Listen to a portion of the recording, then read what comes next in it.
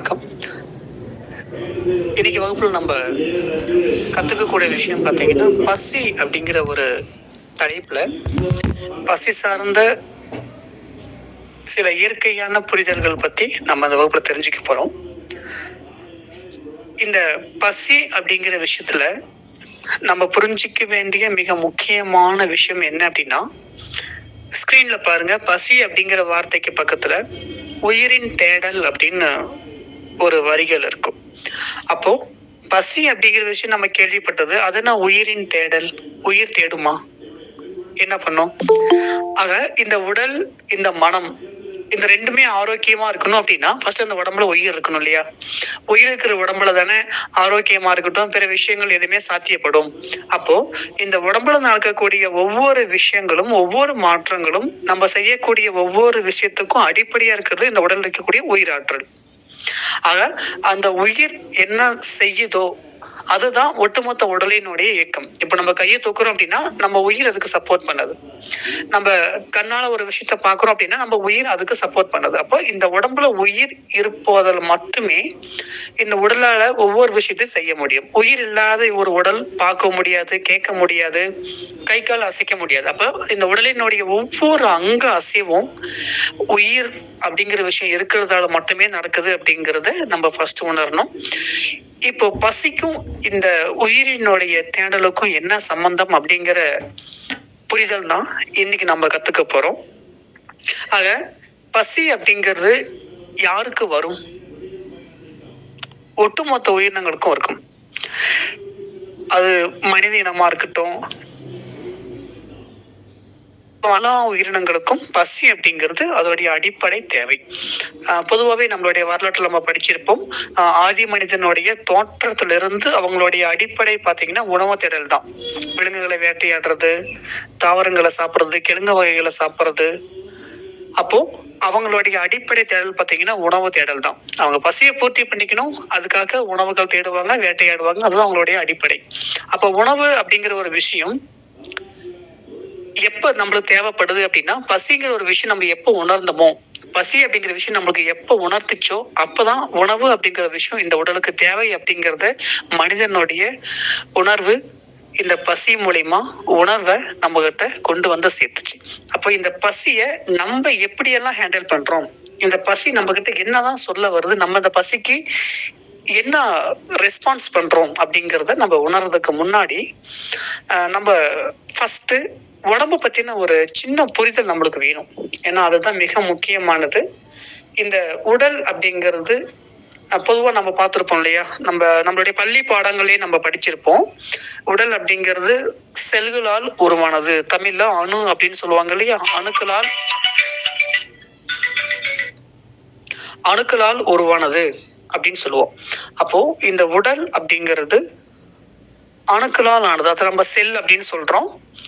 செல், அந்த செல்லில் இருந்து அந்த செல் ஒன்று கூட நிறைய செல்கள் ஒன்னா இணையும் போது, பல அணுக்கள் ஒன்னு சேரும் பொழுது திசுக்களா மாறுது. நீங்க இந்த படத்தை பாருங்க, உங்களுக்கே புரிஞ்சிருக்கும். ஃபர்ஸ்ட் செல் அப்படின்ட்டு ஒண்ணு குட்டியா இருக்கும் ஒரு அணு. அந்த அணுக்கள் ஒன்று சேரும்போது அது திசுக்களாக வடிவம் காமிக்கும். ஆனா அடிப்படை செல்லு தான். என்னதான் திசுக்களா மாறினாலும் பல வகையா அது உருவான ஒன்று சேரும்போது ஒரு கூட்டாக இணையும் போது திசுக்களுடைய அமைப்பு கண்ணுக்கு தெரியுது. ஆனா செல் கண்ணுக்கு தெரியாது. மைக்ரோஸ்கோப் நுண்ணோக்கில தான் பார்க்க முடியும். அப்ப அந்த திசுக்கள் ஒன்று சேரும்போது அதுக்கு ஒரு உருவம் ஏற்படுது. அந்த உருவத்துக்கு நம்ம உறுப்புகள் அப்படின்னு சொல்றோம். அது கண்ணினுடைய உருவமா இருக்கலாம், உடலினுடைய எந்த பாகத்தினுடைய உருவமா வேணா இருக்கலாம். அப்ப ஒட்டுமொத்த உறுப்புகளும் சேர்ந்த ஒரு கூட்டாதான் மனித உடல் அப்படிங்கிறது வெளிப்படுது. அப்ப மனித உடலை சின்ன சின்ன கூறுகளாக பிரிச்சுக்கிட்டே போனோம்னா கடைசியா பிரிக்கவே முடியாத ஒரு அணு அப்படிங்கிறது இந்த உடலினுடைய உயிரணுன்னு சொல்லக்கூடிய செல்கள் தான். அப்போ இந்த உடம்பினுடைய அடிப்படை செல், உயிரணு அப்படிங்கிற விஷயம் நம்ம புரிஞ்சுக்கிட்டோம். அப்ப இந்த உடம்புல எந்த மாற்றம் நடந்தாலும் அது ஒவ்வொரு செல்லையும் பொருந்தும். இப்ப ஒட்டுமொத்த உடம்பும் அணுக்களால் ஆனதுன்னு பார்த்துட்டோம். அப்ப அணுக்கள்ல என்ன விஷயம் நடக்குதோ அதுதானே எல்லா ஒட்டுமொத்த உடம்புலையும் நடக்கும். இப்ப ஒரு செங்கல் எடுத்துக்கிட்டீங்க அப்படின்னா, ஒரு மண், அது கடைசியா அந்த செங்கல்ல சின்ன சின்ன பீஸா நம்ம உடைச்சுக்கிட்டே போனோம் அப்படின்னா கடைசியா பிரிக்கவே முடியாத ஒரு மண் துகள் வரும் இல்லையா, அதுதான் இந்த செல்லு மாதிரி. அப்ப அந்த ஒரு மண் துகள்ல என்ன தன்மை இருந்துச்சோ அதோடைய பண்பு எப்படி இருந்துச்சோ அதுதானே ஒட்டுமொத்த செங்கல்லையும் பிரதிபலிக்கும். அந்த மாதிரிதான். அப்போ இந்த ஒரு செல் அப்படின்னு சொல்லக்கூடிய ஒரு அணுல என்ன விஷயங்கள் நடக்குதோ அதுதான் திசுக்களையும் நடக்கும், உறுப்புகளையும் நடக்கும், ஒட்டுமொத்த உடம்புலையும் நடக்குவாங்க. ஒட்டுமொத்த உடம்புலையும் நடக்கக்கூடிய ஒரு மாற்றத்தை ஒரு செல்லில் நடக்கக்கூடிய விஷயத்த நம்ம புரிஞ்சுக்கிட்டா போதும், ஒட்டுமொத்த உடம்பும் எப்படி இயங்குது அப்படிங்கிற விஷயத்த புரிஞ்சுக்கலாம். ஒரு பானை சோற்றுக்கு ஒரு சோறு பதம் அப்படின்னு சொல்ற மாதிரி ஒட்டுமொத்த உடம்பினுடைய இயக்கத்தையும் ஒரே ஒரு செல்லை பத்தி தெளிவா புரிஞ்சுக்கிட்டா போதும், ஒட்டுமொத்த உடலும் அந்த இயக்கத்தின் அடிப்படையில் தான் செயல்படுது. அதுதான் பேஸ் அப்படிங்கிற விஷயம் நம்மளுக்கு புரிஞ்சிடும். ஆக இந்த உயிரின் தொடக்கம் அப்படிங்கிறது செல் தான். ஏன்னா ஒரு விந்தணுவும் ஒரு கருமுட்டையும் இணைஞ்சு எப்படி ஒரு செல்லா உருவாகி ஒரு குழந்தை உருவாகி மனிதனா உருவாகுதோ அந்த மாதிரி அடிப்படை அப்படிங்கிறது ஒரு அணுதான். அந்த அணுதான் ஒட்டுமொத்த விஷயத்துக்கும் பேஸ். அப்போ அந்த செல் அப்படிங்கிற விஷயம் என்ன சொல்ல வருது, அங்க என்ன நடக்குது அப்படிங்கிற விஷயத்த இப்ப நம்ம உணர்வோம். ஒரு செல்லினுடைய தேவை என்னவா இருக்கும்? ஒரு செல் அப்படின்னா அது கண்ணு இருக்கிற செல்லா இருக்கலாம், காதுல இருக்கிற செல்லா இருக்கலாம், நம்ம நகத்துல இருக்கிற செல்லா இருக்கலாம், உள்ள கிட்னி இருக்கிறது, இரைப்பை இருக்கு, மண்ணீரல், ஒட்டு மொத்த உடம்புல இருக்கக்கூடிய செல்லும் ஒரே மாதிரியான வேலைகளைத்தான் செய்யும். இண்டிவிஜுவலா அதோடைய தனித்தனி வேலைகள் வேற இருக்கலாம். கண்ணு பாக்குற வேலையை செய்து, மூக்கு சுவாசிக்கிற வேலையை செய்து, உதடு நம்மளுடைய ருசி அறிறதுக்கு, நாக்கு ருசி அறிகிறதுக்கு, இருதயம் ரத்த ஓட்டத்தை பம்ப் பண்றதுக்குன்ட்டு ஒவ்வொரு உறுப்பினுடைய செல்களும் தனித்தனியான பிற வேலைகள் செஞ்சுக்கிட்டு இருந்தாலும் ஒட்டுமொத்த உடலும் பொதுவான ஒரு வேலைன்னு ஒண்ணு இருக்கும். அதுதான் செல்லினுடைய தேவை, ஒட்டுமொத்த உடலினுடைய தேவைன்னு அர்த்தம். அப்ப 3 விஷயத்த இந்த உடம்பு அடிப்படையா எடுத்துக்குது. ஒவ்வொரு செல்லும் அப்படின்னு அர்த்தம், ஒவ்வொரு உறுப்புக்கும் இது பொருந்தும், ஒட்டுமொத்த உடம்புக்கும் பொருந்துங்கிறத இங்க நான் மென்ஷன் பண்ணிக்கிறேன். அப்போ ஒவ்வொரு செல்லினுடைய தேவையும் 3 விஷயம் முக்கியமா. இன்னும் இதை தாண்டி நிறைய விஷயங்கள் இருக்கு. இங்க நம்ம புரிஞ்சுக்க வேண்டியது இந்த 3 மட்டும் இப்போதைக்கு புரிஞ்சுக்கிட்டா போதும். 1, ஒவ்வொரு செல்லும் அது உணர்வதற்கு, அது உயிர் வாழ்வதற்கு, அது இயங்குவதற்கு உணவு தேவை. நம்ம சாப்பிடக்கூடிய உணவு இருக்கு இல்லையா, உணவில் இருக்கக்கூடிய ஊட்டச்சத்துக்கள் இருக்கு இல்லையா, அந்த உணவில் இருக்கக்கூடிய ஊட்டச்சத்து ஒவ்வொரு செல்லுக்கும் போனாதான் அந்த செல்லால உயிர் வாழ முடியும். 2, குடிக்கிற தண்ணி. 3வது சுவாசிக்கிற காற்று. இங்க காற்றை விட்டுருங்க. காற்று நம்ம பார்த்து உடம்பு கொடுக்கறது கிடையாது, உடம்பு இயல்பா சுவாசிக்கும். நம்ம சுவாசிக்கிறோமா, இந்த உடம்பே இயற்கையா சுவாசிக்குதா அப்படின்னு ஒரு கேள்வி வரும்பொழுது நிறைய பேருடைய பதில் நம்ம தான் சுவாசிக்கிறோம் அப்படின்னு சொல்லுவோம். இப்ப நம்ம சுவாசிக்கிறோம் அப்படின்னா நம்ம கட்டுப்பாட்டுல சுவாசத்தை எடுக்க முடியாது. இப்ப நம்ம நல்லா ஆழ்ந்து தூங்கிட்டு இருக்கோம், எங்க படுத்திருக்கோம்னே நம்மளுக்கு தெரியல வச்சுக்கோங்களேன். அப்போ சுவாசிச்சது யாரு? நீங்க ஆழ்ந்த தூக்கத்துல உங்களையே மறந்து நீங்க தூங்கும் பொழுது அப்ப நீங்க கவனத்தோட சுவாசிச்சீங்களா? இல்ல, கவனத்தை மறந்து தூங்கிட்டு இருக்கோம், எங்க படுத்திருக்கோம்னு தெரியல, ஆனா சுவாசம் நடந்துகிட்டு இருக்கு இல்லையா. சோ சுவாசம் அப்படிங்கிறது உடம்பினுடைய இயற்கையான கட்டுப்பாட்டுல நடக்கிற விஷயம். நினைச்சா சாப்பிடலாம், இல்ல சாப்பிடாம விடலாம். நினைச்சா தண்ணி குடிக்கலாம், இல்ல குடிக்காம விடலாம். அப்ப இந்த 2ம் நம்ம கட்டுப்பாட்டுல வரக்கூடிய விஷயங்கள், இந்த உணவும் நீரும். இன்னைக்கு நம்ம புரிஞ்சுக்க வேண்டியது உணவு சம்பந்தமான விஷயங்கள் தான் நம்ம பாக்குறோம். அப்போ இந்த உணவு அப்படிங்கிறது ஒவ்வொரு செல்லுக்கும் தேவையான அடிப்படையான ஒரு விஷயம். ஏன்னா ஒரு செல்ல என்ன இருக்கோ அதுதான் ஒவ்வொரு உறுப்புக்கும் ஒட்டுமொத்த உடலுக்கும் பொருந்துங்கிறது நம்ம இப்பதான் பார்த்து முடிச்சோம். அப்ப ஒரு செல்லுல ஒரு தவறு நடந்தா அது ஒட்டுமொத்த உடம்புலையும் ஒட்டுமொத்த உறுப்புலையும் அதே தவறு நடக்க போகுது, அதோடைய பாதிப்பு வரப்போகுதுன்னு தான் அர்த்தம். இப்ப 1 லிட்டர் பால் இருக்குன்னா அதுல ஒரு டிராப் விஷத்தை கலந்தாலும் ஒட்டுமொத்த பால் விஷமாகத்தானே செய்யும். அந்த மாதிரி ஒரு செல்லுல ஒரு ப்ராப்ளம் வந்தாலும் அது 2 செல்லு 3 செல்லுனா ஒட்டுமொத்த உறுப்புக்கும் உடம்புக்கும் அது பரவத்தான் செய்யும். அப்போ ஒரு செல் அப்படிங்கிற விஷயத்துல இப்ப நம்ம புரிஞ்சுக்க வேண்டிய விஷயம், ஃபர்ஸ்ட் உணவு அப்படிங்கிறது அதனுடைய அடிப்படை தேவை. அந்த உணவின் மூலியமா கிடைக்க வேண்டிய சக்தியை அந்த செல்லுக்கு கிடைச்சிருச்சுன்னா பிரச்சனை இல்லை, கிடைக்காம இருக்கும் பட்சத்துல தான் பிரச்சனை. ஓகே, அப்போ அந்த செல்லுக்கு உணவு அப்படிங்கிறது எப்ப தேவைப்படும்? அது நம்ம புரிஞ்சுக்க வேண்டிய விஷயம். ஒரு செல்லுக்கு 3 விஷயம் தேவைன்னு சொன்ன, 1 உணவு, நீர், காற்று. அப்போ உணவு எப்ப தேவைப்படும்? இப்ப நம்ம டெய்லியும் ஒர்க் பண்றோம், தூங்குறோம், எந்திரிக்கிறோம், நிறைய வேலைகள் செஞ்சுக்கிட்டே இருக்கும் இல்லையா. அப்போ நம்ம உடம்பு ஒவ்வொரு விஷயத்திலையும் நம்ம ஈடுபடுத்தும் போது இந்த உடம்புல பல வகையான சத்துக்கள் நம்ம கொடுக்குறோம். அந்த சத்துக்கள் ஜீரணிக்குது. நம்ம ஒவ்வொரு வேலைகளும் செய்யும் பொழுது உடம்புல சத்துக்கள் குறையுது. அப்போ நம்ம உடம்பால, நம்ம மனதால நம்ம செய்யக்கூடிய ஒவ்வொரு செயல்கள்லயும் இந்த உடம்புக்கு சக்தி குறைவு ஏற்பட்டுக்கிட்டே இருக்கும். எப்போ இந்த உடம்பு இயங்குறதுக்கு தேவையான சக்தி குறையுதோ, இப்ப கண் இயங்குறதுக்கு தேவையான சக்தி குறையுது, கிட்னி இயங்குறதுக்கான தேவையான சக்தி குறையுது, எலும்புகளுக்கு தேவையான சக்தி குறையுது.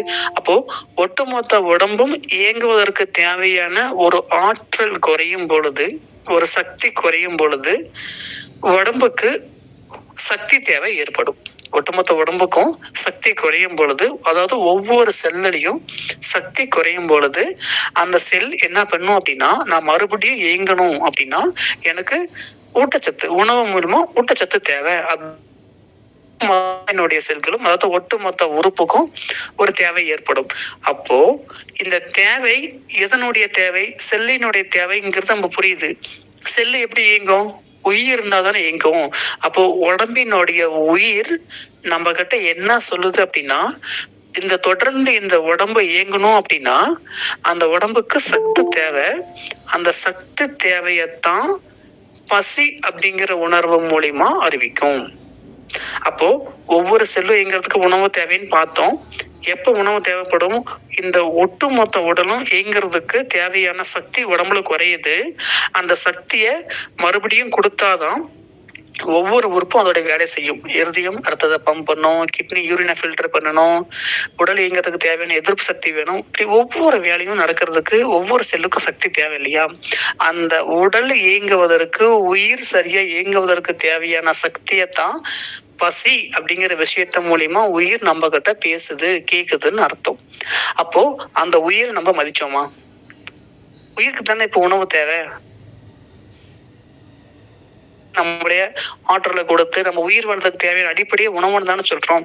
அப்போ உயிர் கேட்கும் போது நம்ம கிட்ட உணவை கேக்குதே. அப்போ இந்த உயிர் சொல்லக்கூடிய விஷயத்த நம்ம உணர்ந்து புரிஞ்சு எத்தனை நாள் நம்ம சரியா உணவு கொடுத்துருப்போம். பசிக்கும் போது நான் கரெக்டா சாப்பிட்டேன், என் உடம்புக்கு நான் துரோகம் பண்ணல, என் வயிறு கரெக்டா வச்சுக்கிறேன் அப்படின்ட்டு நம்ம சொல்லிட முடியுமா? பெரும்பாலும் நம்ம அங்கதான தப்பு பண்றோம். அப்போ இந்த உணவு அப்படிங்கிற ஒரு விஷயத்துல என்னென்ன விஷயங்கள் பின்னாடி இருக்கு அப்படிங்கிறத இப்ப நம்மளுக்கு புரிஞ்சிருக்கும். அப்போ இந்த உணவு அப்படிங்கிற விஷயத்துல பசி அப்படிங்கிறது நம்ம எப்ப முழுமையா உணருமோ அப்பதான் இந்த உடல் நம்ம மதிக்க கத்துக்கிட்டோம், இந்த உடம்ப நம்ம புரிஞ்ச கத்துக்கிட்டோம் அப்படிங்கிற விஷயம். ஓகே,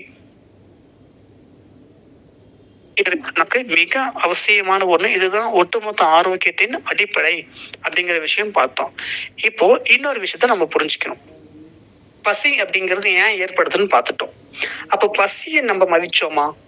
இப்போ உங்களுக்கு ஒரு வயசு இருக்கும். இப்போ ஒருத்தருக்கு 20 வயசு இருக்கலாம், 30 வயசு இருக்கலாம், 40 வயசு இருக்கலாம். நம்மளை விட வயசு குறைவான ஒரு நபர் நம்மளை பார்த்து மரியாதை குறைவா பேசிட்டா நம்ம என்ன சொல்லுவோம்?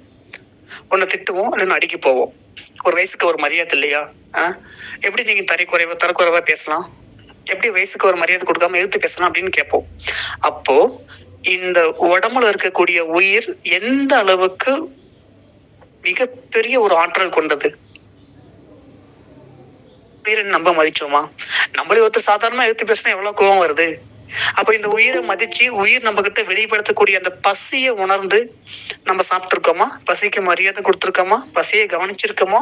அப்போ நம்மள ஒருத்தர் தப்பா பேசிட்டா, வயசுல குறைவா இருக்கிறவங்க நம்ம ஏதாவது பேசிட்டா அவ்வளவு கோவம் வரும்போது இந்த பசியை நம்ம மதிக்காம இருக்கோமே, பசியை உணராம இருக்கோமே, பசியை நம்ம துச்சமா நினைச்சிட்டோமே. இந்த உடல் நம்மளை பார்த்து கோவப்பட்டு இனிமேல் நீ பசியை நீ மதிக்க மாட்டேங்கிற, என்ன நீ புரிஞ்சிக்க மாட்டேங்கிற, என்ன உணர மாட்டேங்கிறன்னு உயிர் கோவப்பட்டு ஒரு செகண்ட் நம்மளை விட்டு வெளியே போயிருந்தா என்ன இருப்போம்? இறந்துருப்போம் இல்லையா? ஆனா உடல் நம்ம மேல கோவப்பட்டுச்சா? இல்ல. நம்ம என்னதான் இந்த பசியை புரிஞ்சிக்காம, பசியை உணராம, வயிற்றுக்கு கொடுமைப்படுத்திருந்தாலும் பொறுமையா இருந்து நம்மளை காப்பாத்துறது பாத்தீங்களா? அதுதான் இந்த உடலினுடைய இயற்கை ஆற்றல்.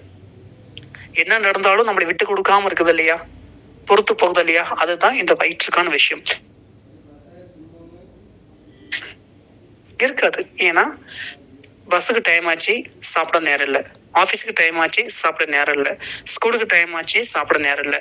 அப்ப எல்லாமே வாட்ச் பின்னாடி ஓடிக்கிட்டு இருக்குமே தவிர இந்த உயிர் அப்படிங்கிற ஒரு விஷயம் இங்க பேசிக்கிட்டு இருக்கே, நம்மளை காப்பாத்திக்கிட்டு இருக்கே, நம்ம என்ன தப்பு பண்ணாலும் நம்மளை பொறுத்து பார்த்துக்கிட்டு இருக்கே, அதை எப்போ பார்ப்போம், அதை எப்ப மதிப்போம்?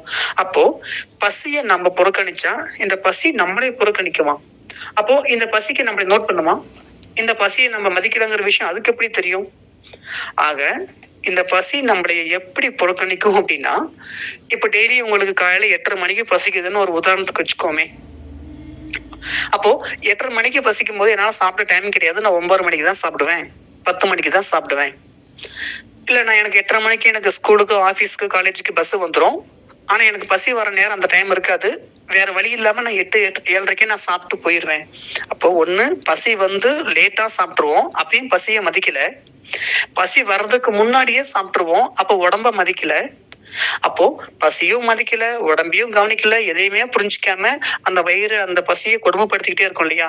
உடம்பு பார்க்கும். நான் சொன்னேன் இல்லையா, உலகத்துல மிகப்பெரிய ஒரு பொறுமைசாலி இந்த உடம்பு தான். எவ்வளவு கொடுமைப்படுத்தினாலும் எவ்வளவு பெண்ணாலும் நம்மளை பார்த்துக்கிட்டே தான் இருக்கும், நம்மளை கவனிச்சுக்கிட்டே இருக்கும், வீட்டுக்கு கொடுத்துறாது.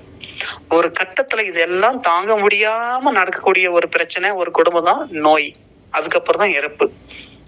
ஆனா அதுவா நம்மளைய பாதிக்கல, நம்ம தான் உடம்ப பாதிக்க வச்சுட்டோங்கிறத புரிஞ்சுக்கணும். அப்ப ஓகே, இப்ப பசியை நம்ம புறக்கணிச்சா இந்த உடம்பு பார்த்துக்கிட்டே இருக்கும். நம்ம ஒரு நேரத்துல பசியை கொடுக்குறோம், ஒரு நேரத்துல சாப்பிடுறாரு. நம்ம ஒரு நேரத்துல பசியை கொடுக்க வரோம், ஒரு நேரத்துல சாப்பிடுறாரு. அப்ப உடம்பு இப்படியே கவனிச்சுக்கிட்டு இருந்து என்ன பண்ணும் அப்படின்னா, நம்மளுக்கு தகுந்த மாரி பழகிரும். ஒரு உதாரணம் சொல்ல போனா, கரெக்டா 1 மணியான சிலருக்கு பசி வந்துடும். ஏன்னா அது ஸ்கூல்ல, காலேஜ்ல, ஆபீஸ்ல லஞ்சுக்கான டைம். அப்ப எல்லாத்துக்கும் ஒரே நேரத்துல பசி வருமாங்கிறது சாத்தியம் கிடையாது. எப்படி வருது? கரெக்டா 1 மணி ஆனா வாட்சி பார்த்தோம்னா பசி வர ஆரம்பிச்சிடும். எப்படி வருது அப்படின்னா, அந்த டைம்ல தான் நம்ம சாப்பாடு கொடுப்போம். அதுக்கு முன்னாடி பசி வந்தாலும் வராம இருந்தாலும் வேற என்ன கண்டுக்க மாட்டாரு, இப்படியே பழக்கப்படுத்தி வச்சுட்டாருன்னு அந்த உடம்புக்கு தெரியும். அதனாலதான் 1 மணிக்கு ஆனா பசி வரும். ஆனா இயற்கையான பசினா சான்ஸ் இல்ல. மேக்சிமம் இயற்கையான பசி இருக்க வாய்ப்பே இருக்காது. இயற்கையான பசியா இருந்தா ஒவ்வொருத்தருக்கும் மாறும். ஒரு கிளாஸ்ல 30 பேர் இருக்காங்க, 30 பேருக்கு அட்டன் டைம் 1 மணி கரெக்டா பசி இருக்க வாய்ப்பே இல்லை. சிலருக்கு 12 மணிக்கு பசி வந்திருக்கும், சிலருக்கு 11:30 பசி வந்திருக்கும், சிலருக்கு 2 மணி கூட பசி வரலாம். அப்போ நம்ம ஒரே நேரத்துக்கு உணவை கொடுத்து கொடுத்து கொடுத்து உடலினுடைய இயற்கையே மாத்தி வச்சுட்டோம். அதனால 1 மணி நேரம் டான் பெல் அடிச்ச மாதிரி பசி வருது. அப்போ இப்படியே போய்கிட்டு இருக்கும் போது இந்த உடல் என்ன பண்ணுது அப்படின்னா, நம்ம சரியான பசி உணர்வு கொடுத்தாலும் இவங்க என்ன மதிக்க மாட்டேங்கிறாங்க அப்படிங்கிற விஷயம் புரிஞ்ச பிறகு, நம்ம எப்ப உணவு கொடுக்குறோமோ அப்பதான் பசி உணர்வை கொடுக்குற மாதிரி இந்த உடம்பு மாறிக்கும். இதுல 2 விஷயத்த நம்மளுக்கு உணர்த்தும். ஒண்ணு, பசி அப்படிங்கிற உணர்வு எப்ப பார்த்தாலும் ஏற்படுறது. நம்ம என்னதான் டயர்ட் ஆனாலும் பசியே காமிக்காது, பசிக்கவே மாட்டேங்குதுங்க அப்படின்னு சொல்லுவோம். அப்போ பசிங்கிற உணர்வு ஏற்படுது, நம்ம உணர்வால அதை புரிஞ்சிக்க முடியல, மறுத்து போச்சுன்னு அர்த்தம் உடம்பு. இன்னொரு வகை இருக்கு. என்ன அப்படின்னா, பசி எடுத்துக்கிட்டே இருக்கும், சாப்பிட்டுக்கிட்டே இருப்போம், ஆனா டயர்ட் இருந்துகிட்டே தான் இருக்கும். நம்ம சொல்லுவோம் இல்லையா, பசி நல்லா இருக்கு, நானும் நல்லா சாப்பிட்றேன், ஆனா ஒரு டயர்ட்னஸ் இருந்துகிட்டே இருக்கு. பசியே நம்மளுக்கு தெரியாமையே போயிட்டு இருக்கிறது. 2வது, நல்லா பசி இருந்துகிட்டே இருக்கும், நல்லா சாப்பிடுவோம், ஆனா உடம்பு சோர்ந்து போய்கிட்டே இருக்கும், இழைச்சி போய்கிட்டே இருக்கும், நோய் இருந்துகிட்டே இருக்கும். இது எதனுடைய விளைவு அப்படின்னா, பசிங்கிற உணர்வு வரும்போது அதை மதிச்சு சாப்பிடாம வயிற்றுக்கு இந்த மாதிரி துரோகம் பண்ணிக்கிட்டே இருந்தோம் இல்லையா, இதனுடைய வெளிப்பாடு தான் இப்படி பிரதிபலிக்கும். அப்போ பசி அப்படிங்கிறது தான் உடலினுடைய அஸ்திவாரம். உடலினுடைய அடிப்படை விஷயமே, அடிப்படை ஆரோக்கியமே எங்கிருந்து துவங்கும் அப்படின்னா, பசி அப்படிங்கிற விஷயத்த நம்ம எப்ப உணர்ந்து மதிக்கிறோமோ அப்ப இருந்து துவங்கும். அப்ப முதல்ல பசி வரணும் அப்படின்னா நம்ம ஃபர்ஸ்ட் உணர வேண்டியது வயிற்று தான் கவனிக்கணும், வாட்சியே கவனிக்க கூடாது. 2 மணி ஆச்சு பசி வரல, 3 மணி ஆச்சு பசி வரல, 4 மணி ஆச்சு பசி வரலன்ட்டு வாட்சை பார்த்து நோட் பண்ணிக்கிட்டு இருக்குமே தவிர, வயிற்றுல அந்த உணர்வு வந்துச்சா அப்படின்ட்டு நம்ம கவனம் வயிற்றுக்கு போகவே போகாது. வாட்சி கடிகாரம் உள்ள அது என்ன சுத்துதோ அதுதான் சுத்திட்டு இருக்கும் வாழ்க்கை. அப்போ முதல்ல பசி வரணும்னா, இப்ப நம்ம சாப்பிட வேண்டிய உணவு என்ன உணவு அப்படிங்கிற விஷயத்த முன்னாடி டிசைன் பண்ணி வச்சிருக்கோம். ஆனா பசி இருக்கான்னு யோசிக்க மாட்டோம். அப்ப பசி வரணும்னா ஃபர்ஸ்ட் வயிற்று கவனிச்சு பழகணும். எப்போ உங்க உணர்வு வயிற்று நோக்கி போகுதோ அப்பதான் பசி அப்படிங்கிற விஷயம் உங்களுக்கு உணர முடியும், கண்டுபிடிக்க முடியும். ஓகே, அப்ப இந்த காத்திருக்கிற நேரத்துல என்ன பண்றது? எனக்கு காலையில சாப்பிட்டேன், ஆனா மதியம் 1 மணி 2 மணி ஆகி பசி வரல, 3 மணி ஆச்சு, 4 மணி ஆயிடுச்சு, எனக்கு பசி வரல. இப்ப இந்த இப்படியே போய்கிட்டு இருந்தா இதுக்கு ஒரு எண்டு கார்டு இல்லையா அப்படின்ட்டு நம்ம தோணும் இல்லையா? அப்போ இந்த கேப்ல உண்மையான பசி உங்களுக்கு வரணும் அப்படின்னா ஒரே விஷயம், அந்த பசி வருதா இல்லையான்னு பொறுத்து பார்க்கறது தான். அப்ப நம்ம அந்த காத்திருக்கிற நேரத்துல எதுவும் சாப்பிடாம இருக்கணும். இப்ப காலையில நீங்க சாப்பிட்டீங்க, ஆனா அந்த இடையில கேப்ல ஏதாவது ஸ்நாக்ஸோ, டீயோ, பிரெட்டு, பப்ஸ்ன்ட்டு ஏதாவது உள்ள போய்கிட்டே இருந்துச்சுன்னா மதியம் வரக்கூடிய பசி இயல்பா இருக்காது. சின்ன சின்ன ஸ்நாக்ஸ் தான் சாப்பிட்டேன் அப்படின்னு தான் சொல்லுவோம். ஆனா சாப்பிட்டது எல்லாமே ஸ்நாக்ஸ் கிடையாது, உணவுங்கிற வகைக்குள்ளதான் வரும். எப்படி உணவாகும்? நம்மளுக்கு உணவுக்கும் ஸ்நாக்ஸுக்கும் சில வித்தியாசம் புரிய மாட்டேங்குது. உணவு அப்படின்னா தட்டு நிறைய சாப்பாடு வச்சு, குழம்பு ஊத்தி, சின்ன சைடிஸ் வச்சு அதை சாப்பிட்டா மட்டும்தான் உணவு அப்படின்னு நினைக்கிறோம். ஆனா அது கிடையாது. தண்ணியை தவிர, குடிக்கிற தண்ணியை தவிர சுவையுள்ள எல்லா பொருளுமே உணவு தான். ஏன்னா தண்ணி அப்படிங்கிறது தனிப்பட்ட ஒரு சுவையை நம்மளுக்கு கொடுக்காது. அது ஜென்ரலான ஒரு விஷயம். தண்ணியில சுவை தெரியாது. தனிப்பட்ட ஒரு சுவை, இனிப்போ கசப்போ அந்த மாதிரி பெரும்பாலும் அது கொடுக்காது. அப்போ தண்ணியை தவிர மற்ற எல்லாத்துல இருக்கக்கூடிய சுவை நம்மளால உணர முடியும். அது டீயா இருக்கலாம், காஃபியா இருக்கலாம், ஒரு பஜ்ஜியா இருக்கலாம், வடையா இருக்கலாம், ஒரு பிஸ்கட், எது வேணா இருக்கலாம். அப்போ நம்ம பசிக்கிற நேரத்துல ஒரு வடையோ ஒரு டீயோ குடிச்சு பழக்கப்பட்டால்தான் நம்ம. அப்போ அந்த டீ காஃபியால நீங்க உணவுன்னு சொல்றீங்கன்னா கண்டிப்பா உணவு தான். நம்ம தான் முதலே சொல்லிட்டோம், தண்ணியை தவிர மற்ற சுவை கொண்ட எல்லா பொருளுமே உணவு தான். டீலையும் சுவை இருக்கு, காஃபிலையும் சுவை இருக்கு, குடிக்கிற ஜூஸ்லயும் சுவை இருக்கு, பழங்கள்ல சுவை இருக்கு, பிஸ்கட்ல சுவை இருக்கு, சாப்பிடக்கூடிய கேக்ல சுவை இருக்கு. அப்ப இது எல்லாமே திரவ அப்படிங்கிற உணவுக்குள்ள வந்துரும். நல்லா பசி இருக்கும்போது பாருங்க, ஓகே இப்ப நம்ம டீ காஃபி உணவுக்குள்ள வந்துரும்னு சொல்றோம். அப்போ அது எப்படி உணவுக்குள்ள வருது அப்படின்னா, நீங்க நல்லா பசி இருக்கும்போது ஒரு டீ சாப்பிட்டு பாருங்க, பசி குறையுமானா கண்டிப்பா குறையும். ஏன்னா நீங்க கொடுத்தது திரவ வகையான ஒரு டீ, அது திரவ உணவுன்னு அர்த்தம். டீல சுவை இருக்கும் தானே, அந்த சுவை தற்காலிகமா கொஞ்ச நேரத்துல பசியை தள்ளி வச்சுச்சு. ஆனா தண்ணி குடிச்சு பாருங்க, உண்மையான பசி இருந்தா மீண்டும் மீண்டும் தண்ணியை தாண்டி பசி வந்துகிட்டே இருக்கும். அப்போ இந்த டிஃபரன்ஸ் நம்ம புரியாம நமக்கு பசிய உணர முடியாம பண்றதுக்கு ஒரு விஷயம், குறுக்கு அந்த ஸ்நாக்ஸை கொடுத்து கொடுத்து கொடுத்து கொடுத்து அடுத்த வேலை பசிய முழுமையா உணர முடியாம பண்றதுக்கு ஒரு வேலை தான் இடையில ஸ்நாக்ஸ் அப்படிங்கிற விஷயத்த கொடுக்கறது. அப்ப ஸ்நாக்ஸ் சாப்பிட தப்பு கிடையாது. அது அடுத்த வேலை பசிய பாதிக்காத வகையில லிமிட்டடான ஸ்நாக்ஸ் சாப்பிடலாம், தப்பு கிடையாது. அப்ப பசியை கண்டுபிடிக்கணும்னா ஒரே விஷயம், காலையில சாப்பிட்றீங்க, திரும்ப மதியம் நீங்க லஞ்ச் எடுத்துக்கணும் அப்படின்னா இடைப்பட்ட நேரத்துல ஒரு வகையில ஸ்நாக்ஸ் சாப்பிட்ற மாதிரி இருந்தா ரொம்ப லிமிட்டடா வச்சுக்கணும். இல்ல அப்படின்னா அடுத்த பசி என்னால உணர முடியல அப்படின்னா அந்த பசி அடுத்த பசி வரும்போது தேவையில்லை சின்ன சின்ன தண்ணி குடிச்சுக்கிட்டு கொஞ்சம் கொஞ்சமா தண்ணி குடிச்சுக்கிட்டு வெயிட் பண்ணும் பொழுது நிச்சயமா அது அடுத்த வேலை பசியை நம்மளுக்கு காட்டி கொடுக்கும். ஆனா நம்ம அப்படி கிடையாது. பசி அப்படிங்கிற விஷயம் வயிறு எட்டி பார்க்க கூட முடியாத அளவுக்கு நம்ம வயிற்று டார்ச்சர் பண்ணிக்கிட்டு இருப்போம். காலையில எழுந்திரிச்சோன்னா டீ, காஃபி, பிரெட் அல்லது பிஸ்கட்டு. திரும்ப லஞ்சுக்கு முன்னாடி ஒரு 11:11:30 ஒரு டீ. மதியம் பசி உண்மையான நல்ல ஒரு பசியா இருக்குமான்னு பார்த்தா இருக்காது. ஆனா சிலருக்கு நல்ல கடுமையான பசின்னு சொல்லுவாங்க. ஆனா அது உண்மையான பசியா இருக்க பெரும்பாலும் வாய்ப்புகள் குறைவு. ஏன்னா பசிங்கிற விஷயம் வரணும்னா ஃபர்ஸ்ட் வயிற்றுக்கு ஓய்வு கொடுக்கணும். இப்ப மார்னிங் நீங்க சாப்பிட்றீங்கன்னா திரும்ப மதிய சாப்பாடு வர வரைக்கும் இடையில வயிற்றுக்கு அந்த ஜீரணம் எல்லாம் முடிஞ்சு அதை ரிலாக்ஸ் ஆகி அடுத்த பசியை கொடுக்கணும்னா அந்த வயிற்றுக்கு ஓய்வு கொடுக்கணும். எப்போ வயிற்றுக்கு ஓய்வு கொடுத்தோம், வயிற்று எப்ப ஃப்ரீயா விட்டு வச்சோம் இல்லையா, கண்டினியூவா அதுக்கு ஒர்க் பண்ணிக்கிட்டே இருக்கு, அரைச்சிக்கிட்டே இருக்கு. அப்போ லஞ்ச் முடிஞ்சது, திரும்ப ஈவினிங் ஏதாவது சுண்டல் பானிபூரின்ட்டு ஒண்ணு உள்ள போயிடும் நைட்டு சாப்பாட்டுக்கு முன்னாடி. அப்போ இந்த வயிற்றுக்கு ஓய்வு அப்படிங்கிற விஷயம் அதால உணரப்பட முடியாம போக போக போக பசி உணர்வு மங்கிக்கிட்டே போகும். இப்படி போகும்போது அந்த பசி அப்படிங்கிற விஷயம் நம்மளால உணர முடியாமே போகும். அப்ப பசிக்காக காத்திருக்கக்கூடிய அந்த நேரத்துல சின்ன சின்ன தண்ணி குடிச்சுக்கிட்டு இருக்கும்போது ஒவ்வொரு வேலை பசியும் துல்லியமா காட்டி கொடுக்கும். சிலருக்கு சந்தேகம் வரும், இப்ப நீங்க உண்மையான பசினா என்ன சொல்ல வரீங்க, பசினா எப்படி இருக்கும், சிலருக்கு எந்த கன்ஃபியூஷனே இருக்கும். அப்போ பசி அப்படிங்கிற ஒரு உணர்வை எழுத்துப்பூர்வமாவோ ஒரு டெஃபினிஷனா சொல்லவே முடியாது. இப்ப சிலருக்கு நிறைய பேர் கன்ஃபியூஷன் இருக்கும், நான் காலையில டீ குடிக்கத்தான் செய்யறேன், மதியமும் நல்லா பசி எடுக்குது, நைட்டும் பசி வருது, நீங்க சொன்ன அந்த இடையில ஸ்நாக்ஸ் எல்லாமே போகுது. இப்படி இருக்கும்போது நோய் வராமல் இருக்கணும். நல்ல ஒரு பசி இருக்கும்போது உடல் சம்பந்தமான தொந்தரவுகள் எதே இல்லாம தானே இருக்கும். அப்போ பசி இருந்தும் நம்ம சாப்பிட்டு உடம்புக்குள்ள சின்ன சின்ன பிரச்சனைகள் வருது, இல்ல இருக்கிற பிரச்சனை குணமாக மாட்டேங்குதுன்னா அப்படி தவறுகள் எங்கேயோ நடக்குதுன்னு அர்த்தம். அது உண்மையான பசியா போலி பசியா அப்படிங்கிற விஷயத்த உணரணும். அப்போ உண்மையான பசிக்கும் பசி மாதிரி ஒரு உணர்வு வர்றதுக்கும் வித்தியாசங்கள் இருக்கு. அப்போ வயிற்றுல எரிச்சல் உணர்வோ இல்ல வயிற்றுல வெப்பம், நம்மளுடைய ஸ்டொமக்ல உஷ்ணம், அதாவது வாயு தங்கி உஷ்ணம் ஆச்சு அப்படின்னா அந்த உஷ்ணம் வெளியே போகும்போது பசி உணர்வு மாதிரி தான் இருக்கும். அந்த பசி உணர்வுல லேட் ஆச்சுன்னா வயிற்று வலி மாதிரி கொடுக்கும்.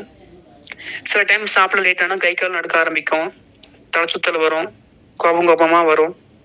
இது எல்லாமே பசியோட அறிகுறி இல்லை. வயிறுல இருக்கக்கூடிய சின்ன டிஸ்டர்பன்ஸ் தான் நம்மளுக்கு பசி மாதிரி தெரியுது. அங்க இருக்கிற ஒரு உஷ்ணம், அங்க இருக்கக்கூடிய ஒரு கேஸ் அர்த்தமே தவிர உண்மையான பசி இல்லை. அப்ப உண்மையான ஒரு பசிய அது உணர்வு பூர்வமா உணர மட்டும்தான் முடியுமே தவிர வார்த்தையால எழுத முடியாது. இப்ப உங்ககிட்ட ஒரு பேப்பர் பேனாவும் கொடுத்து தாகம் அப்படின்னா எப்படி இருக்கும்னு எழுதி காமிங்க ஒரு 4 வரியிலன்னு சொன்னா எழுத முடியுமா? தாகம் எப்படின்னா எப்படி இருக்கும் அப்படின்னு நினைச்சு பார்க்க முடியும், உணர முடியும். வார்த்தையால் இன்னொருத்தர் விவரிக்க முடியாதே.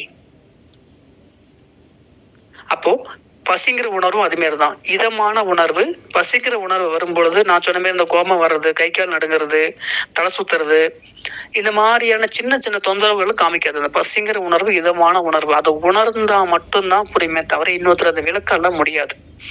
அப்ப இந்த உண்மையான பசி உணர்வு வரதுக்கு நம்ம என்ன பண்ணணும்? அதுக்குதான் சொன்னேன், வயிறு தொந்தரவு பண்ணாம இருக்கணும் அப்படின்ட்டு. அப்ப டீ காஃபி குடிக்க கூடாதுன்னா சாப்பாட்டுக்கு முன்னாடி ஒரு மணி நேரம் 2 மணி நேரத்துக்கு முன்னாடி வயிறுக்கு கொஞ்சம் ஃப்ரீனஸ் கொடுத்து வயிறு காலியா விட்டா மட்டும்தான் உண்மையான பசியை உணர முடியும். இடைப்பட்ட நேரத்துல சாப்பிட்டு ஒரு 2.5 மணி நேரம் 3 மணி நேரம் கழிச்சு வேணும் டீ குடிக்கிற மாதிரி கூட குடிச்சுக்கலாம். அப்போ பசி வர்றதுக்கு முன்னாடி தடுக்கக்கூடிய வேலைகள் செய்யும் பொழுதுதான் உணர்வும் இல்லாம நம்மளால போகுது, பசியை உணர முடியல. அப்போ பசி ஏற்படுற வரைக்கும் கொஞ்சம் காத்து இருக்கிற விஷயம் ரொம்ப முக்கியம். நம்மளுக்குதான் பொறுமை பத்த மாட்டேங்குதே, உடம்புக்கு இருக்கிற பொறுமை நம்மளுக்கு இல்லையே. உடனே பசி வரணும், அந்த டைமுக்கு பசி வரணும்னு எப்படி வரும்? இந்த உயிருக்கு தெரியும் இல்லையா, எப்ப பசியை கொடுக்கணும், எப்ப தாகத்தை கொடுக்கணும், இந்த உடம்புக்கு தெரியும் இல்லையா. அப்போ இந்த உடம்பு சொல்றது நம்ம கவனிக்க முடியும். வாட்சியை பார்த்து நம்ம ஆர்டர் போட்ட உடனே பசி உணர்வு வந்துருமா? வாட்சி உடம்பு எப்ப சொல்லுதோ அப்பதானே நம்ம கொடுக்கணும்னு அர்த்தம். ஏன்னா இந்த உடம்புக்காக தான் சாப்பிடுறோம். இந்த உடல் உயிர் இயல்பா எங்கதான் இந்த உடல் ஆரோக்கியம் இருக்கதானே சாப்பிடுறோம். அப்ப உடம்புக்காக தான் எல்லா விஷயம் செய்யறத மட்டும் நம்ம புரிஞ்சிக்க மாட்டேங்கிறோம். உடலை பார்த்தீங்கன்னா அடிப்படையான விஷயங்களும் தெரிய மாட்டேங்குது. அப்ப இப்படி பண்ணும்போது நம்மளுக்கு உடல்ல நோய்கள் வரத்தானே செய்யும். ஆக நம்ம புரிஞ்சிக்க வேண்டிய ஒரே விஷயம், இந்த உடலினுடைய அடிப்படை அது எப்படி இருக்கும் அப்படிங்கிற விஷயம்தான் நம்ம புரிஞ்சிக்க வேண்டியது. அப்போ பசி என்பது எப்படி இருக்கும் அப்படிங்கிறது இப்ப நம்ம பார்த்தோம். அந்த ஒரு உணர்வுகள், பொய்யான பசி எப்படி இருக்கும், சரியான பசிக்கு ரெண்டுக்கு என்ன வித்தியாசம் அப்படிங்கிறத இப்ப நம்ம தெரிஞ்சுக்கிட்டோம். அடுத்து உணர்வு, உணர்ச்சி அப்படிங்கிற 2 விஷயம் இருக்கு. பசி அப்படிங்கிறது உணர்வு சம்பந்தப்பட்டது.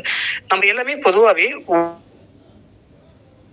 உணர்வுகள் அப்படின்னு சொல்லுவோம். உணர்வுக்கும் அது என்ன உணர்ச்சிக்கும் என்ன ஒரு வித்தியாசம் வருது அப்படின்ட்டு.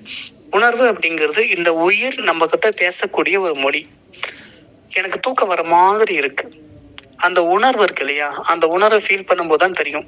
எப்ப நம்ம இந்த ஃபீல் பண்ணுவோம் அப்படின்னா, நல்லா வயிறு முட்டை சாப்பிட்டு வயிறு செரிக்க முடியாம கனத்து போகும்போது அப்படியே கண்ணு சொக்கும் இல்லையா, அது உண்மையான தூக்க உணர்வே கிடையாது. வயிறு ஃப்ரீயா இருக்கும்போது ஒரு தூக்க உணர்வு வரும். இது சொல்ல போனா குழந்தைங்க மாதிரி வாழ தெரியணும். குழந்தைங்க மாதிரினா அதை படுத்தா நிம்மதியா தூங்கும். அது நினைச்ச நேரத்துக்கு பசி வந்துச்சுன்னா அதுவா சாப்பிடுவாங்க, போதுன்னா நிறுத்திடுவாங்க. நம்ம கட்டாயப்படுத்துவோம், இன்னும் இந்த 1 இட்லி தான் சாப்பிட்டுட்டு இருக்க, எப்படி சத்து வரும், இன்னும் 2 இட்லி சாப்பிடு அப்படின்ட்டு.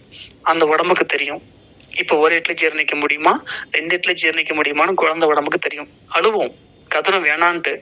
நம்மள ஃபிக்ஸ் பண்ணி வச்சிருக்கோம் இவ்வளவு சாப்பிட்டாதான் நல்லது அப்படின்ட்டு. இன்னொருத்தர் பசி நம்ம எப்படி அளக்க முடியும், இன்னொருத்தர் பசி நம்ம எப்படி உணர முடியும், அடுத்தவங்க உணர்வை நம்ம எப்படி உணர முடியும்? அப்போ அவங்க உணர்வு அவங்க கிட்டதான் பேசும். அதாவது உங்க உயிர் உங்ககிட்ட மட்டும் தான் பேசும். அந்த உயிரை புரிஞ்சுக்கிட்டீங்கன்னா நான் கண்டுபிடிக்க முடியாதே. நாளைக்கு 8 மணிக்கு இந்த கிளாஸ்க்கு வந்திருக்க எல்லாத்துக்கும் நாளைக்கு 8 மணிக்கு பசிக்கும் அப்படின்னு நான் சொல்லிட முடியுமா? 2 பேத்துக்கு பசிக்கலாம், 2 பேத்துக்கு பசிக்காம போகலாம். அப்ப உங்க வயிறு என்ன முடிவு பண்ணுதோ அதுதான் உங்களுக்கான டைம்னு நான் சொல்லியிருக்கேன் இல்லையா. உங்க பசியை நான் கண்டுபிடிக்க முடியாது. நீங்க எவ்வளவு சாப்பிடுவீங்கன்னு சொல்ல முடியாது. இப்படி 2 இட்லி சாப்பிட்றாங்களா இருக்கலாம், 3 இட்லி சாப்பிட்றாங்களா இருக்கலாம், 4 இட்லி சாப்பிட்றாங்களா இருக்கலாம். நான் ஃபிக்ஸ் பண்ண முடியாதே எல்லாரும் 10 இட்லி சாப்பிட்டுதான் ஆகணும் அப்படின்ட்டு. ஏன்னா உங்க வயிறு உங்களுடையது, உங்க உடல் என்ன தேவையோ அது உங்க உடம்பு தான் முடிவு பண்ணும். அப்படி இருக்கும்போது உங்க உணர்வை நீங்களே புரிஞ்சிக்காத போது உங்களுடைய பசியை நீங்களே உணராத போது, உங்க பசியை நீங்களே ரெஸ்பெக்ட் பண்ணாத போது, இன்னொரு நபருடைய பசியும், இன்னொரு நபரோட ஆரோக்கியத்தை நீங்க எப்படி முடிவு பண்ண முடியும்? அப்போ நம்மளுடைய உணர்வை நம்ம உறிஞ்சிக்கிட்டா மட்டும்தான் நம்ம உயிரை நம்ம மதிக்கிறோம்னு அர்த்தம். அப்ப பசி அப்படிங்கிறது உணர்வு சம்பந்தப்பட்டது. ஒரு யூரின் போறான்னு வச்சுக்கோங்களேன். யூரின் போன பிறகு ஒரு திருப்தி வருது இல்லையா? அந்த உணர்வும் நம்ம தூங்கும் பொழுது, சாப்பிடும் பொழுது, தண்ணி குடிக்கும் போது ஒரு உணர்வு ஏற்படுது இல்லையா? இந்த மாதிரி உடம்புல இருந்து ஒரு மலம் போகும்போதும், சிறுநீர் போகும்போது, பசிச்சு சாப்பிடும் போதும், தாகெடுத்து தண்ணி குடிக்கும் போதும் ஒரு திருப்தி ஏற்படுது பாத்தீங்களா? அதுதான் இந்த உயிர் எனக்கு போதும், நன்றி அப்படின்னு சொல்லக்கூடிய உணர்வு. அந்த உணர்வு பசி வரும்போதும் வரும். சாப்பாட்டு மேல ஒரு பிரிய வரும். சாப்பாட்டுக்கு வந்து வெறி வராது. ஆனா இந்த உணர்ச்சி இருக்கு இல்லையா, உணர்ச்சி, இது வந்து டெம்டேஷன். வெளியே நடந்து போய்கிட்டு இருக்கும்போது பிரியாணி ஸ்மெல் வந்தோன்னே ஒரு பசி வந்துடும். ஐஸ்கிரீம் கண்ணில் கண்டோன்னா சாப்பிட தோணும். அப்போ உணர்ச்சி ரீதியா நம்ம அதிகம் வாழ்ந்து பழகிட்டோம். உணர்வு ரீதியா அதிகம் நம்ம மழுங்கடிக்கப்பட்டுட்டோம். உணர்ச்சி ரீதியா அது சாப்பிடலாம், இது சாப்பிடலான்ட்டு உணர்ச்சி ரீதியா டெம்டேஷனா நம்ம சாப்பிட்டு இருக்கோமே தவிர, உணர்வு ரீதியா சாப்பிடும் பொழுது சாப்பிடவே முடியாது. இவ்வளவு பசினா அவ்வளவுதான் சாப்பிட முடியும். ஆனா உணர்ச்சி ரீதியா சாப்பிடும் போது எவ்வளவு கொடுத்தாலும் போய்கிட்டே இருக்கும், அன்லிமிட்டா இருக்கும். அப்போ உணர்வு ரீதியா வாழணும்னா ஒரே விஷயம், உங்க வயிறு தொந்தரவு பண்ற மாதிரி எந்திரிச்ச உடனே காலையில டீயை மட்டும் குடிக்காம அந்த டீயை நீங்க மதியமாவோ சாயந்தரமா கூட வச்சுக்கோங்க. ஏன்னா முதலும் கொலன்னு முற்றிலும் கொலன்னு சொல்ற மாதிரி காலையில எந்திரிச்ச உடனே தாகம் எடுத்தா தண்ணி குடிங்க. நேரா காலை உணவுக்கான அந்த நேரம், பிரேக்ஃபாஸ்டுக்கான நேரம் வரும்போது தானா பசி வரும். இடையில டீயை கொடுத்து, பிஸ்கட்டு, பண்ண, ரஸ்க கொடுத்து அந்த காலையில வரக்கூடிய முதல் பசியவே நம்ம கேள்விக்குறியாக்கும் போது மதியம் பசியும் கேள்விக்குறியாகும், இரவு பசியும் கேள்விக்குறியாகும். ஃபர்ஸ்ட் அந்த காலையில வரக்கூடிய முதல் பசியை அனுமதிக்கணும்.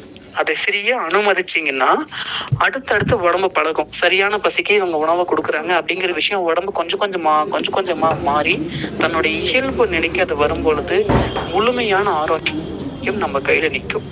அப்போ உணர்வு ரீதியா நம்ம ஃபர்ஸ்ட் நம்மள புரிஞ்சுக்கணும். உயிர் நம்ம கிட்ட பசிக்குதுன்னு சொல்லி உணவை கேட்குது, அந்த உயிருக்கு நான் மரியாதை கொடுத்து சாப்பிட்றேன், என் உயிர் எனக்கு முக்கியம் அப்படிங்கிற விஷயம் உணரணும். திடீர்னு எல்லாம் ஒரு கற்பனையான ஒரு உலகத்தை கூட்டிட்டு போறேன்னு வச்சுக்கோங்களேன். உங்க எல்லாத்தையும் ஒரு கற்பனையான உலகத்தை கூட்டிட்டு போறேன். அந்த உலகத்துல உங்க எல்லாத்துக்கும் ஒரு கட்டளை கொடுக்கப்படுது. என்னன்னா, யாரெல்லாம் ஒருவேளை பசியை உணராம சாப்பிட்டாலும், பசி எடுத்து அந்த பசியை உணராம நீங்க சாப்பிட்டீங்கன்னா எல்லாருமே இறந்துருவீங்க அப்படிங்கிற ஒரு கட்டளையை கொடுக்குறேன். இதெல்லாம் கற்பனை, சும்மா ஒரு கற்பனைக்காக சொல்றேன். ஒரு கற்பனையில ஒரு கற்பனை உலகத்துல இந்த மாதிரி ஒரு கட்டளை விதிக்கப்படுது அந்த கற்பனை உலகத்துல இருக்கக்கூடிய மக்களுக்கு. அப்படின்னா ஒருவேளை பசி வந்தாலும் என்ன வரும், பயம் ஆட்டோமேட்டிக்கா வரும்ல. ஆக பசியை உணர்ந்து சாப்பிடுன்னா நம்ம உயிருக்கு ஆபத்து அப்படின்ட்டு. அப்போ எந்த ஒரு விஷயம் நம்மள வேகமா பாதிக்குமோ, இந்த உயிரை பாதிக்குமோ, அதுக்கெல்லாம் முக்கியத்துவம் கொடுத்துருவோம். அப்போ கடிகாரம் பார்க்க மாட்டோம், ஆஃபீஸ் டைம் ஆகுது பார்க்க மாட்டோம், ஸ்கூல் டைம் ஆகுது பார்க்க மாட்டோம். ஏன்னா சாப்பிடணும், உயிர் போகணும் கட்டளை இருக்கு. ஒரு கற்பனை உலகத்துல எப்படி இருக்குன்னு வச்சுக்கோங்களேன். அப்போ சொல் பேச்சு கேட்போம் இல்லையா? ஆனா நிஜத்துல அந்த மாதிரி இல்லாத நடந்தாலும் நம்மளுக்கு பயம் வர மாட்டேங்குது, உடம்பு பத்தின புரிதல் வர மாட்டேங்குது. எல்லா தப்பும் பண்ணி பசிக்காம சாப்பிட்டு இதுக்கப்புறம் ஒவ்வொரு செல்லுக்கும் பசிங்கிற உணர்வே மழுங்கடிச்சு அப்போ சாப்பாடு கொடுத்து அது உடம்புல கெட்ட கழிவா மாறி நோய் வந்த பிறகு பெட் ரெஸ்ட் எடுக்கும்போது தெரியும் உடம்போடைய அருமை. அப்போ பசி அப்படிங்கிற உணர்வை உணருங்க, பசிக்கு முக்கியத்துவம் கொடுங்க. இதுதான் ஆரோக்கியத்தின் அடிப்படை. பசிச்சு சாப்பிடாத எந்த ஒரு உணவும் இந்த உடம்புல சத்தா மாறாது. நீங்க அது தங்கமே சாப்பிட்டாலும், எவ்வளவு பெரிய விலை உயர்ந்த ஒரு சத்துள்ள உணவா இருந்தாலும், பசிக்காத ஒவ்வொரு பருக்கையும் இந்த உடம்பால ஜீரணிக்க முடியாது. அப்படியே ஜீரணிச்சாலும் அது சத்தா மாறாது, நோயாத்தான் மாறும். ஆக ஆரோக்கியத்தை விரும்பக்கூடிய ஒவ்வொருத்தரும் முதலையும் செய்ய வேண்டிய விஷயம், உங்களுடைய உயிர் உங்ககிட்ட சொல்லக்கூடிய அந்த பசிங்கிற வார்த்தையை உணர்ந்து அதை மதிச்சு நீங்க பின்பற்றும் பொழுது நிச்சயமா ஆரோக்கியத்தினுடைய முதல் படியை நீங்க வெற்றி பெற்றீங்க அப்படின்னு அர்த்தம். தொடர்ந்து இணைந்திருப்போம். நன்றி.